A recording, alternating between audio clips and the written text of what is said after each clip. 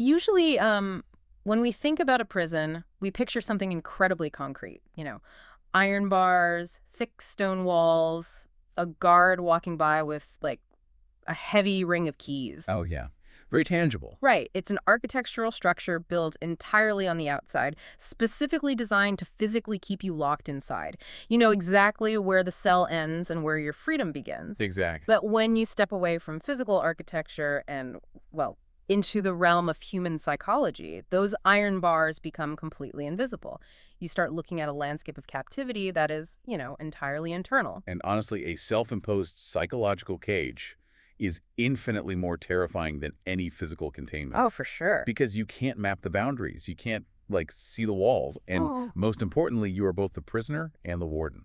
Okay, let's unpack this, because today we are diving into a truly fascinating animated breakdown by the YouTube channel Libros Animados of Fyodor Dostoevsky's classic Crime and Punishment. Such an amazing breakdown. It really is.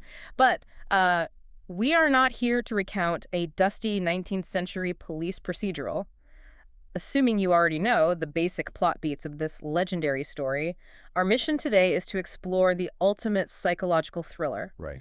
We want to understand the exact mechanics of why the heaviest, most inescapable prisons are actually the ones we build in our own minds. And I think the Libros Animados video does a phenomenal job of reframing the very concepts of crime and punishment. It strips those ideas entirely away from the sterile environment of the legal system. Yeah, completely. Like, it takes away the judges, the juries, the physical jail cells, and drops the entire concept right into the messy, chaotic, completely unregulated realm of the human conscience. Which is terrifying. It is. The breakdown forces us to look at the mechanics of guilt, not as a legal status, but as a physiological and, psychological inevitability. So let's jump straight into the underlying philosophy of our protagonist, Raskolnikov, who goes by Rodia. Right, Rhodey? We all know he's this destitute university student in St. Petersburg who murders an old pawnbroker and her sister, Elizabeth. But the video zeroes in on the why.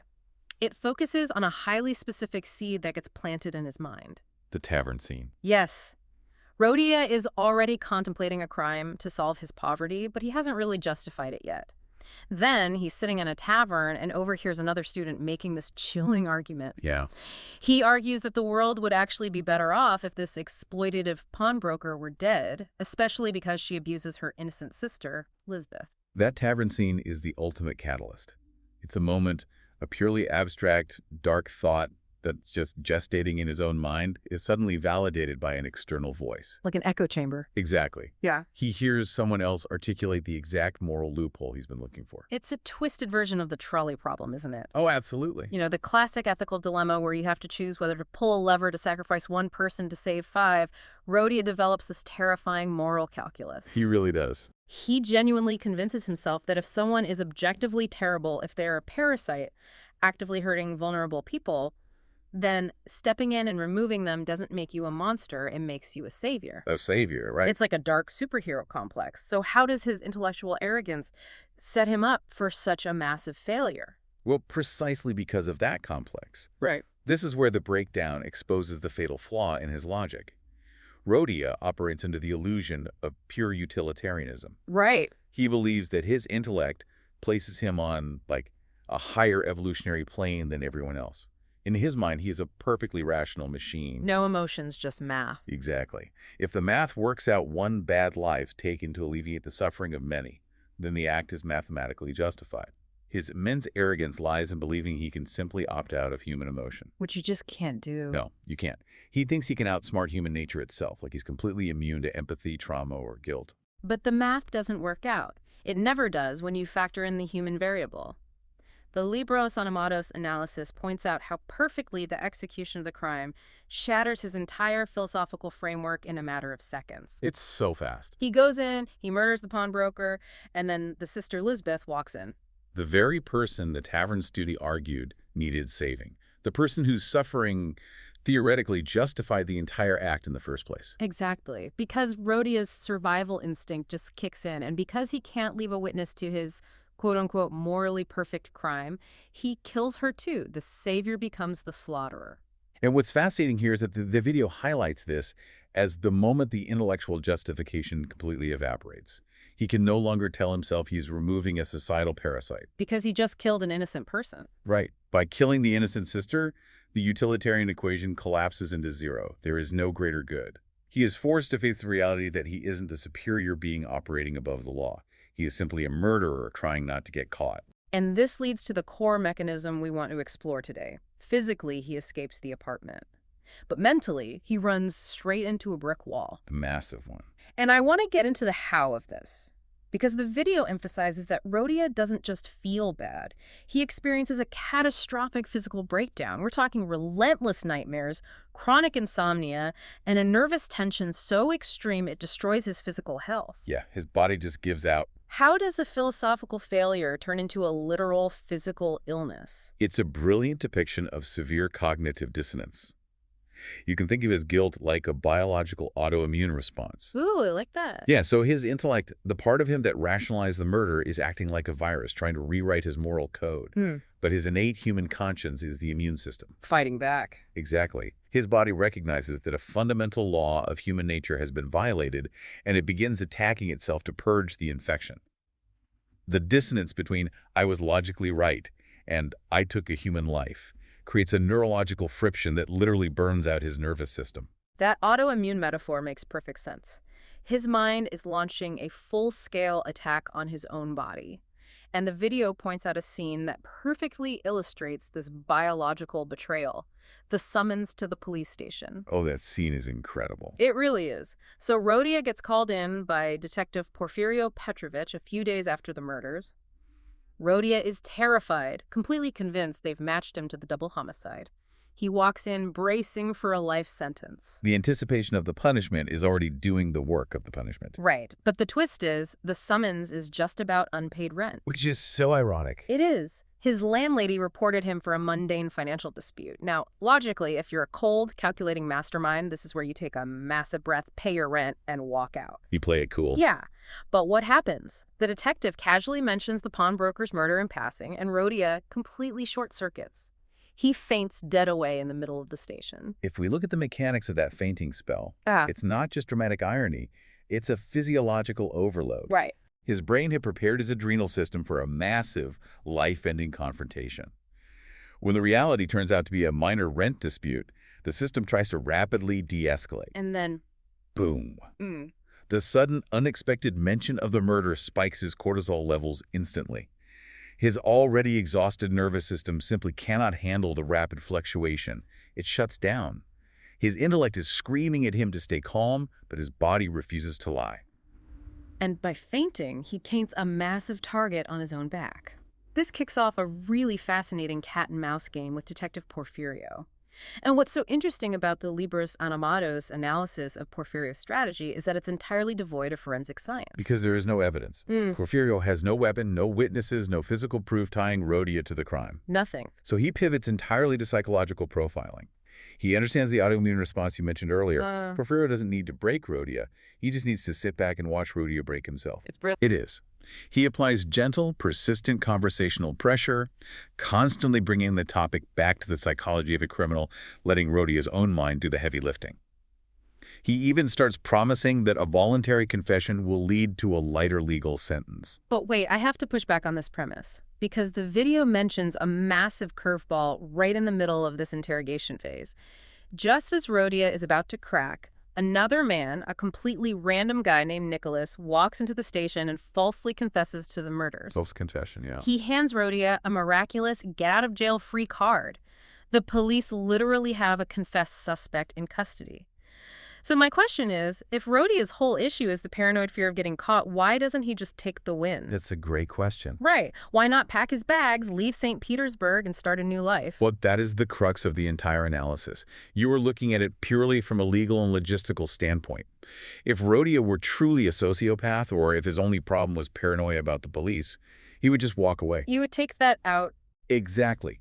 The fact that he doesn't proves that his issue isn't paranoia. It's conscience. So paranoia is the fear of external consequences, but conscience is internal collapse. Exactly. Walking away doesn't stop the internal bleeding.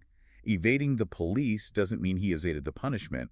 He is living the punishment every single second he is awake. Wow. He can't just walk away because the prison is inside his own skull.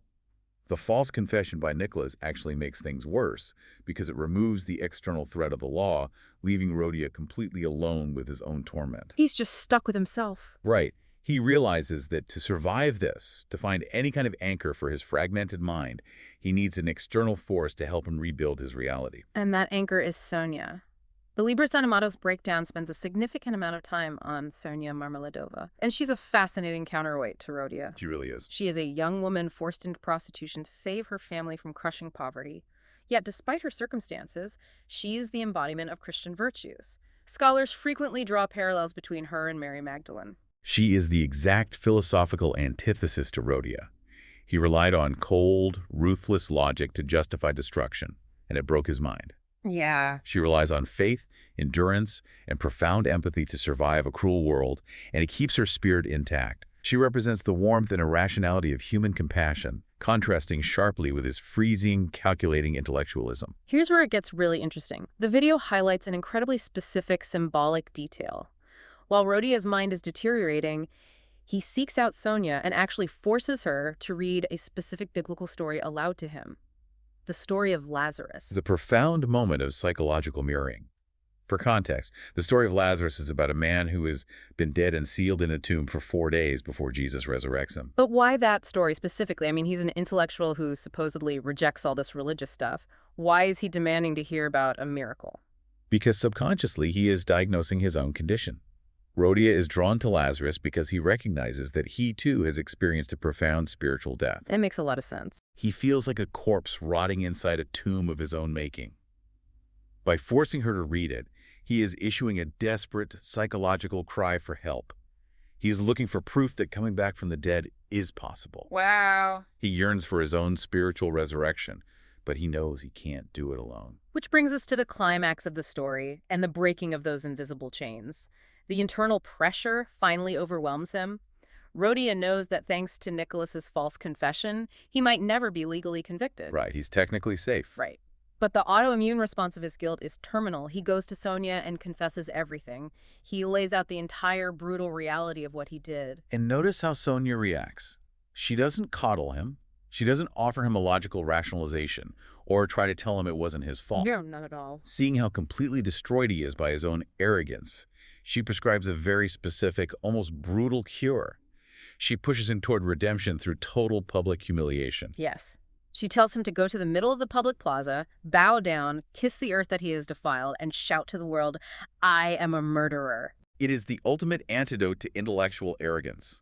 His entire crime was based on the premise that he was above humanity, detached from the earth, and superior to the common man. Right. By forcing him to physically get on his knees and kiss the dirt in front of ordinary people, she is forcing him to rejoin the human race. The ego must be completely shattered for the soul to begin healing. And he does it. He goes to the street corner, drops to his knees, kisses the ground, and publicly embraces his guilt. Immediately after, he goes to Detective Porfirio and formally confesses. And then the legal system finally takes over. Yeah, the legal resolution is swift. He is sentenced to 8 years of hard labor in Siberia, and Sonia, acting as his permanent anchor, follows him there. If we connect this to the bigger picture, it brings us back to the core thesis of the video. The title, Crime and Punishment, is essentially a misdirection. Wait, really? How so? Well, we naturally assume the punishment is the 8 years of hard labor in a Siberian prison camp. But the analysis demonstrates that the legal sentence is practically an afterthought. Oh, I see. It barely matters to him. The true, agonizing, soul-crushing punishment was the relentless psychological torment he endured in his own mind before he ever confessed. By the time he boards the transport to Siberia, the real punishment is over. He has already survived the worst prison imaginable. This is where I want to bring this directly to you, the listener. Because why does a deep dive into a 19th century novel's psychological mechanics matter to you today? It's a fair question. Because the architecture of that invisible prison is universal. We all rationalize our missteps. We all try to outsmart our own consciences, convincing ourselves that we can suppress guilt with cold logic. We tell ourselves it wasn't that bad, or they deserved it, or it was for the greater good. Yeah, we constantly use our intellect to try and override our internal moral compass. Exactly. This breakdown is a mirror asking you a deeply uncomfortable question. What mental gymnastics are you performing right now to justify your own actions? Where are you trying to apply cold math to a deeply human situation? The danger of pure logic is that it can justify almost anything if you tweak the variables enough. But as the video shows, your nervous system keeps the real score. Which leaves me with a final provocative thought for you to mull over long after we sign off. We've established that Rhodia's brilliant, hyperactive, calculating mind was his ultimate enemy.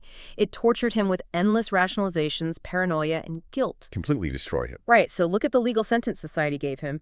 8 years of back-breaking, repetitive, mindless physical labor in the freezing, expansive wasteland of Siberia. Physical extreme to counter a mental extreme. Exactly. Is it possible that for an intellectual completely paralyzed by his own relentless thoughts, the sheer numbing exhaustion of manual labor is exactly what he needed? Sometimes, the very thing society labels a punishment might be the exact medicine required to finally quiet the mind. The physical prison, the exhaustion that leaves you too tired to think, might just be the only tool capable of breaking open that internal psychological cage and setting the prisoner free. Thank you so much for joining us on this deep dive into the architecture of the human conscience. Keep questioning the walls around you and stay curious.